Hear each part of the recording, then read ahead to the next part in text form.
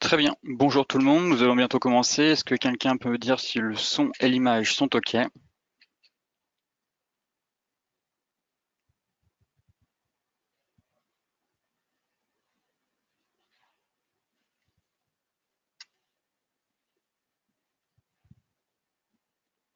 Parfait, apparemment tout fonctionne. On va attendre encore quelques minutes avant de commencer.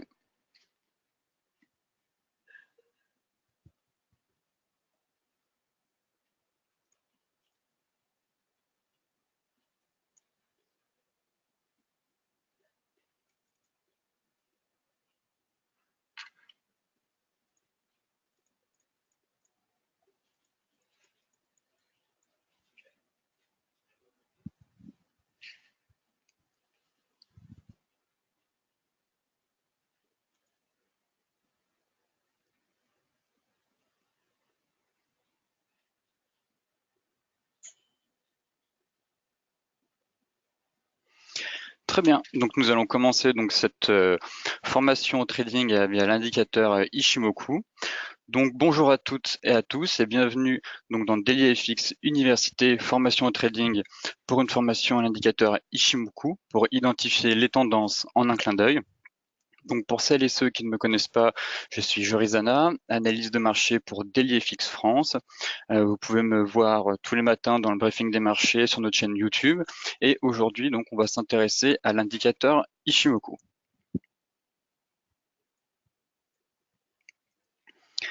Alors avant de commencer, je vous laisse prendre connaissance de l'avertissement légal sur les risques.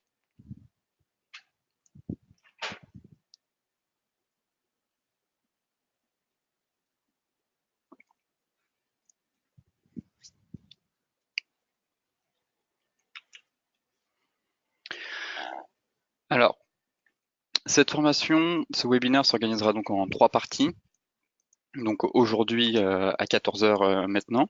Et on se retrouvera aussi le 4 décembre à la même heure pour un prochain chapitre. Effectivement, je compte organiser 3 parties sur l'indicateur Ishimoku. La première partie sera plus sur l'utilisation des différentes composantes de l'indicateur et les différents niveaux de support et de résistance.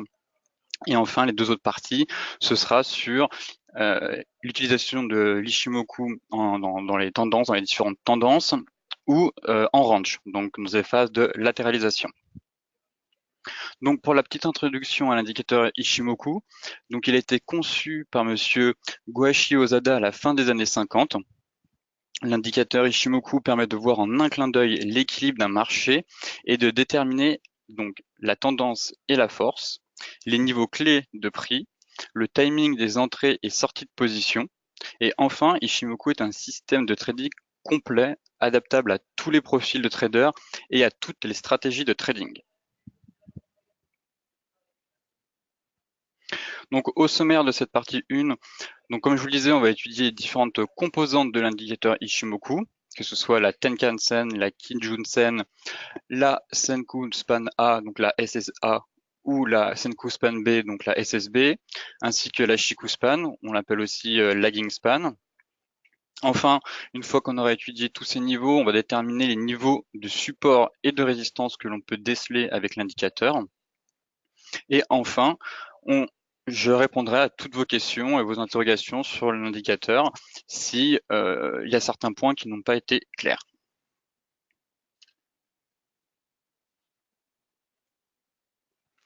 Alors pour résumer, voici comment se comporte l'indicateur Ishimoku. Donc comme vous pouvez le voir, on a plusieurs composantes. Ici, moi j'ai matérialisé en noir donc la Shikuspan. La Tenkan-sen sera en rouge. La Kijun-sen, elle, en bleu. Ici, nous avons le Senkou-span A, la Senkou-span B, donc la SSA et la SSB, qui forment le nuage, qu'on appelle aussi le Kumo. Pour information, les réglages de l'indicateur Ishimoku sont en 9, 26 et 52. Ces réglages, si vous voulez, correspondent à l'époque, quand l'indicateur a été créé, à des anciens jours de bourse qui étaient utilisés au Japon.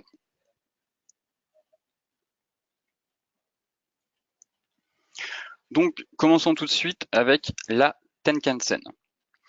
Alors, la Tenkan-sen, si vous voulez, il faut additionner pour l'obtenir il faut additionner le point le plus bas des 9 dernières périodes avec le point le plus haut de ces mêmes 9 dernières périodes, puis diviser par 2. Elle représente aussi donc le niveau de 50% de Fibonacci. Donc sur toute cette période, jusqu'ici on a eu donc 9 bougies. Si je prends le point bas et le point haut, on obtient donc le niveau, ici on a eu un plat Tenkan, donc le niveau de la Tenkan.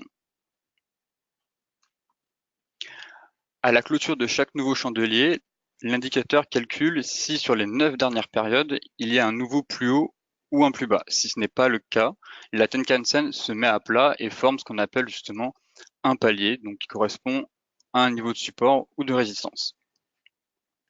Quand la Tenkan est plate, cela veut dire qu'il n'y a pas de tendance, les prix étant incapables de faire de nouveaux plus hauts ou plus bas.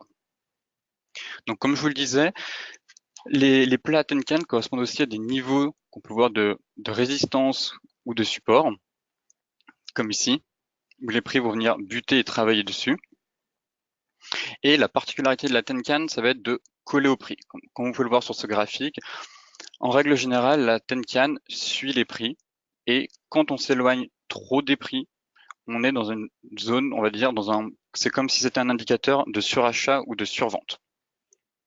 Vous voyez que, imaginons que vous avez un signal pour une entrée de position, il est déconseillé d'entrer en position lorsque les prix sont trop éloignés de la Tenkan, comme ici, car il y a un peu un effet élastique. Vous voyez, si vous étiez rentré sur ce chandelier, tout de suite, les prix sont revenus se remettre au niveau de la Tenkan.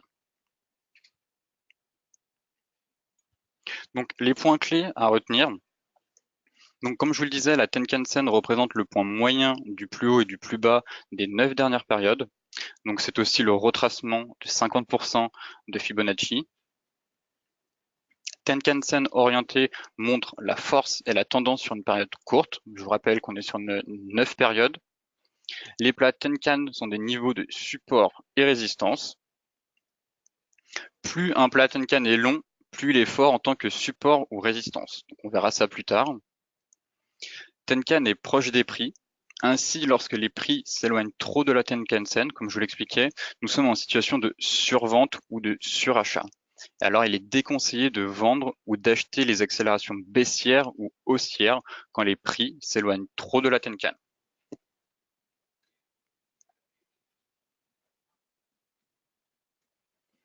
Maintenant, on va s'intéresser alors à la Kijun-sen. Donc, Kijun-sen, c'est à peu près la même chose que la Tenkan. Il s'agit, pareil, donc d'additionner, en fait, il faut additionner le point le plus bas des 26 dernières périodes avec le point le plus haut de ces mêmes 26 dernières périodes, puis diviser le tout par 2. Donc, comme je vous l'ai montré ici, donc en partant de cette bougie et en allant là, donc on a les 26 périodes.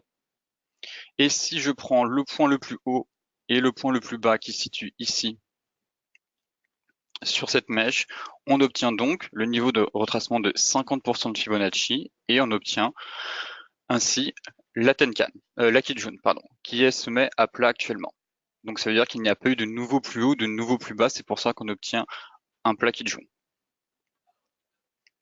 Justement, comme je vous le disais, lorsqu'il n'y a pas de nouveau plus haut, de nouveau plus bas, la Kijun se met à plat en formant, comme vous pouvez voir, des paliers ici qui servent de support ou de résistance. Donc ici, on voit qu'on a un plat, les prix sont venus buter sur ce plat, repartir et sont repartis à la baisse. Ici, pareil, on est venu travailler cette zone, on est reparti à la baisse. Ici, là, on avait un long plat, on est venu travailler plusieurs fois, à plusieurs séances, ce plat qui jaune, on l'a cassé, donc cette résistance est devenue un support. Et ensuite, les cours sont repartis à la hausse. Donc voilà, les plats qui jaune indiquent donc des zones de support ou résistance, et aussi que ce soit maintenant, par exemple là, ou en extension. Donc on verra ça un peu plus tard. Sur différentes unités de temps supérieures, les extensions des plats Kijun Tenkan servent aussi de support et de résistance. Et théoriquement, les plats Kijun sont plus forts que les plats Tenkan. Donc un plat Kijun est souvent plus difficile à casser qu'un plat Tenkan.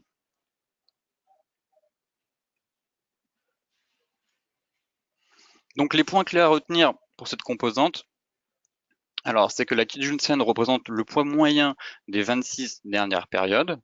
Kijun-sen orienté montre la force de la tendance sur une période moyenne. Les plats Kijun sont des niveaux de support ou résistance. Plus un plat Kijun est long, plus il est fort en tant que résistance ou support. Alors on a aussi une Kijun-sen qui attire les prix lorsque ceux-ci s'en éloignent.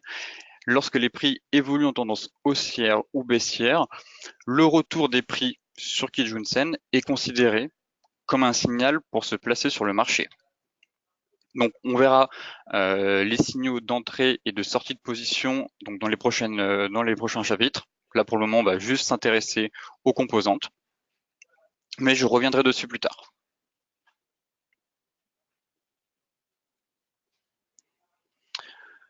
Concernant le nuage Ichimoku, donc on va commencer avec Senku Span A. Alors le nuage Ichimoku il est composé de deux lignes, la Senku Span A, la SSA, et la Senku Span B, la SSB. Et donc le nuage va jouer deux rôles. Alors on va s'intéresser donc à la SSA. Alors cette SSA, si vous voulez, elle est obtenue en calculant la moyenne arithmétique de la Tenkan et de la Kijun actuelle. Donc ici et ici. Et elle est projetée 26 périodes en avant. Donc on obtient le point qui est juste là en calculant la moyenne de la Tenkan, la moyenne de la Kijun. Ça représente aussi, là j'ai mis un retracement de Fibonacci, aussi donc le niveau 50% de Fibonacci. Donc comme je vous le disais, les plats SSA et SSB représentent aussi des résistances et des supports.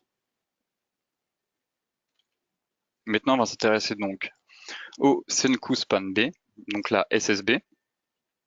Alors elle est obtenue en calculant la moyenne arithmétique de la Tenkan et la Kijun actuelle.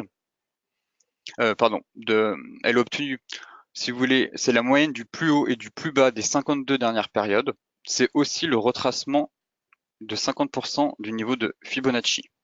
Donc ici, sur les 50 dernières périodes, on a un plus haut et un plus bas, et il est reporté ici. Et ça, on obtient donc le niveau des 50% de Fibonacci. Donc voilà comment se construit le nuage via la SSA et la SSB. Donc, une fois qu'on a ce nuage, qui est représenté ici, vous voyez qu'il est baissier. Donc le nuage Ichimoku, il permet d'identifier en un clin d'œil quelle est la direction à suivre. Si le nuage est orienté à la baisse, il faudra privilégier donc des signaux de vente. S'il est orienté à la hausse, alors inversement, alors là, il faudra chercher d'éventuellement des signaux d'achat.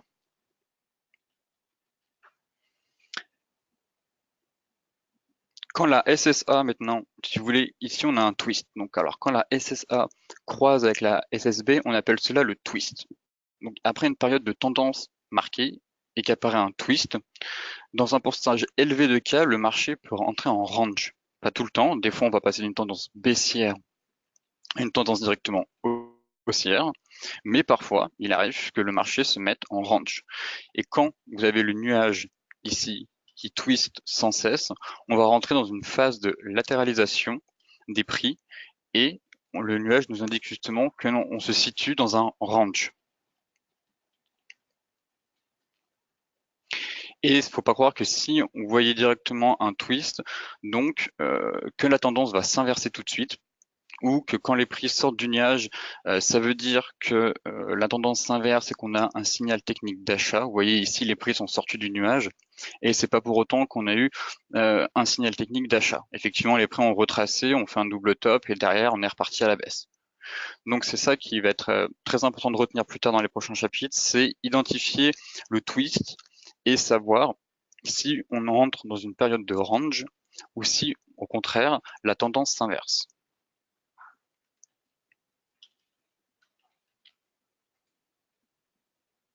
Alors les points clés à retenir concernant le nuage. Alors le nuage Ichimoku est composé, donc comme je vous le disais, de la SSA et de la SSB. L'observation du nuage nous permet de distinguer si le marché est en tendance ou en range. Il convient de regarder l'orientation du nuage pour se placer dans le sens de la tendance. Quand le marché est en tendance, la SSA et la SSB offrent des niveaux de support et résistance ainsi que des objectifs de prix. Alors plus un plat SSB est long, plus il est fort en tant que support ou résistance. Enfin, la cassure du nuage par les prix indique un changement de tendance, donc que ce soit une reprise de tendance haussière ou baissière ou une phase de latéralisation.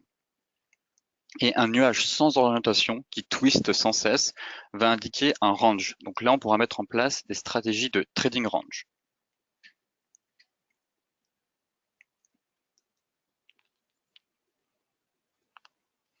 Enfin, pour terminer, on va s'intéresser donc à la Chikou Span, aussi nommée lagging span.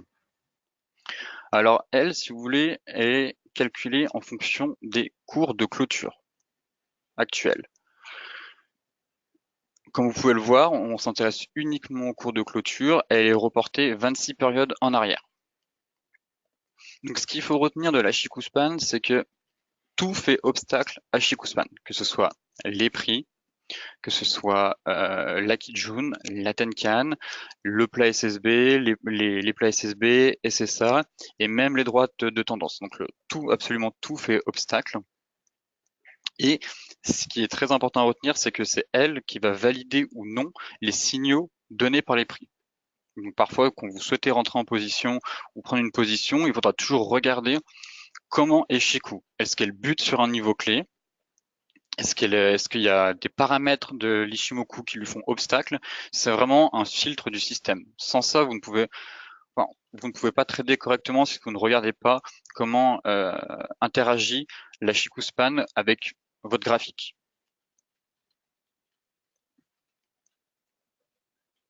Alors les points clés à retenir concernant la lagging span, donc la lagging span, donc Chikou Span est toujours en arrière des cours actuels de 26 périodes. Chikou Span, comme je vous le disais, est utilisée comme filtre du système Ishimoku. Elle confirme ou invalide les signaux de trading délivrés par les prix. Son interaction avec les différentes composantes de l'Ishimoku est d'une très grande importance. Comme je vous le disais, absolument tout fait obstacle à Chikou Span. Enfin, la traversée du nuage et de la zone Tenkan-Kijun par Chikou se fait souvent lorsqu'ils sont minces. En effet, plus le nuage, on va dire, est mince et moins épais, plus c'est facile à traverser. Plus le nuage va être épais, plus cette zone va être épaisse, plus les prix vont mettre du temps, donc ce sera plus difficile à traverser.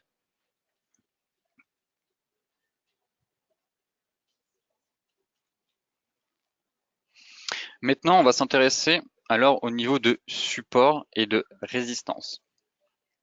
Donc, comme vous pouvez voir sur ce graphique, toujours sur l'euro-dollar, en données journalières, on peut, avec l'indicateur Ishimoku, déterminer des niveaux de support et de résistance, que ce soit ici, un niveau de support, là les prix sont venus travailler ce niveau de résistance ici.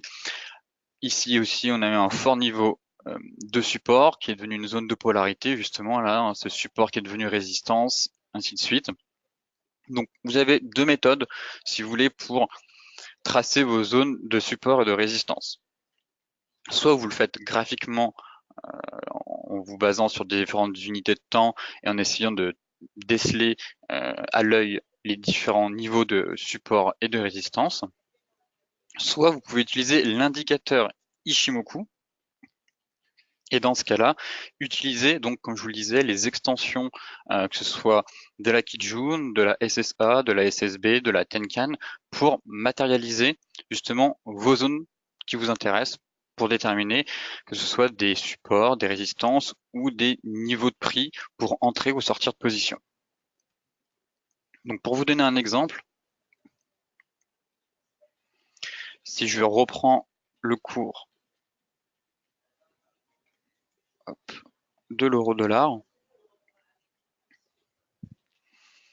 donc ici on est sur le graphique de l'euro-dollar. Je vais nettoyer un peu le graphique.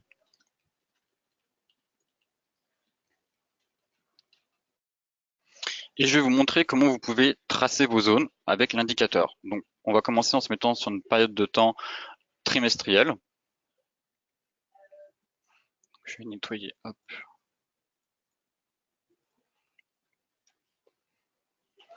Alors, comme je vous le disais, il faut prendre les extensions, donc tous les plats. Donc ici, on a un plat, parfait. On a un plat Kijun ici, on a un autre plat Kijun ici. on a un plat par ici, un autre qui est aligné à la Kijun juste là, on a un plat Tenkan qui se forme ici. Donc, je pourrais en prendre plus de plats. Après, ça dépend quel est votre style de trading, si vous faites plus de l'intraday, si vous faites du scalping, ou si vous faites du swing.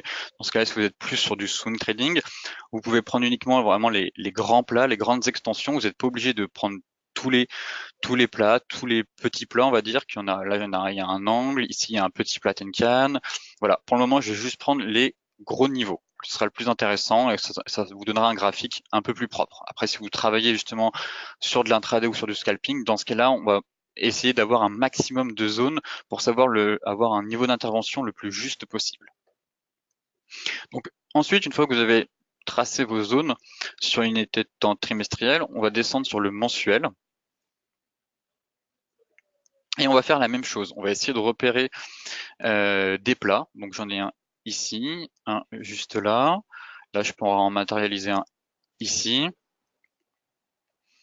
On a toujours le plat jaune qui est juste là. On a, si on zoome un peu sur le graphique, voilà, on a un plat qui est ici, une zone, on va dire, encore ici.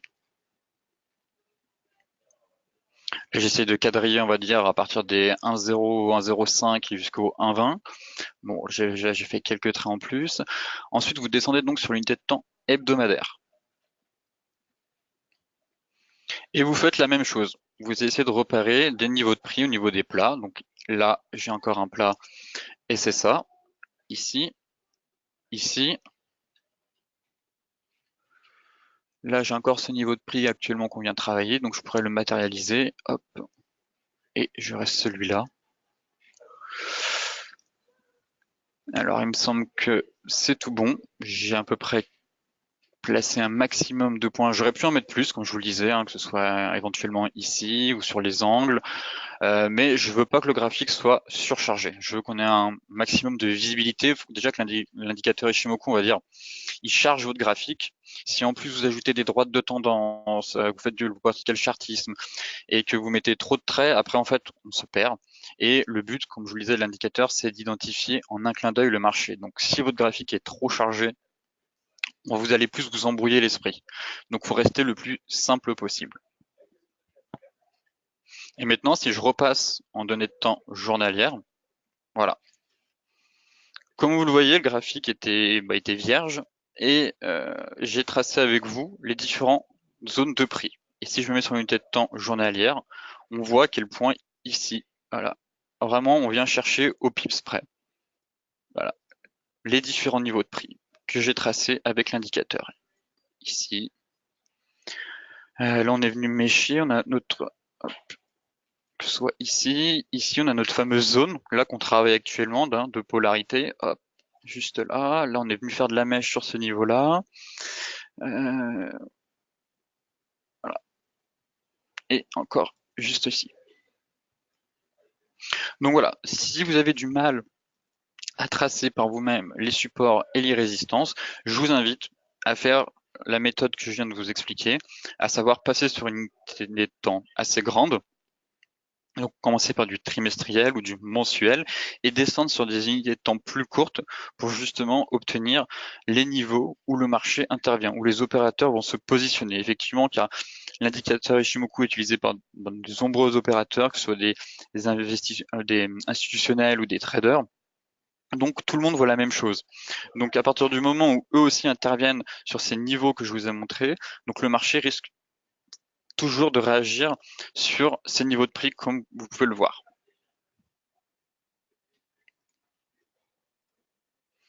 Très bien, donc on arrive à la fin de cette première partie concernant l'indicateur Ishimoku. Donc j'espère avoir été le plus clair possible. Maintenant, dites-moi si vous avez donc des questions, si vous souhaitez que je revienne sur certains points, si vous voulez que je vous montre, que je remonte comment tracer les niveaux de support résistance, je vous écoute. C'est à vous maintenant, posez-moi toutes les questions que vous voulez. Oui, il y aura un replay. Donc, je pense que je vais mettre le replay. Il devrait être disponible en fin de journée ou plus tard en début de matinée.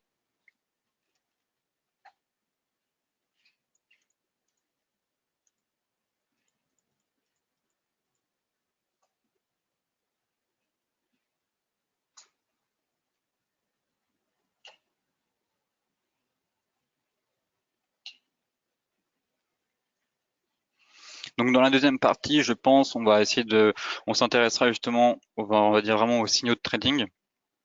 Donc j'essaierai de mettre en œuvre, savoir par quel chapitre je vais commencer. Est-ce qu'on va regarder comment utiliser l'indicateur Ishimoku, soit ce sera dans une phase haussière ou baissière, ou soit en range. Et ce sera donc des parties où je vous montrerai comment utiliser l'indicateur et comment déceler des signaux de trading.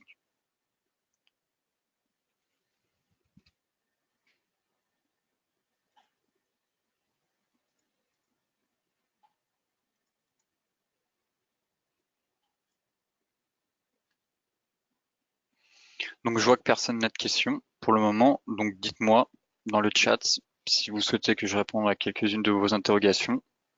Sinon, ça veut dire que j'ai été clair et c'est parfait.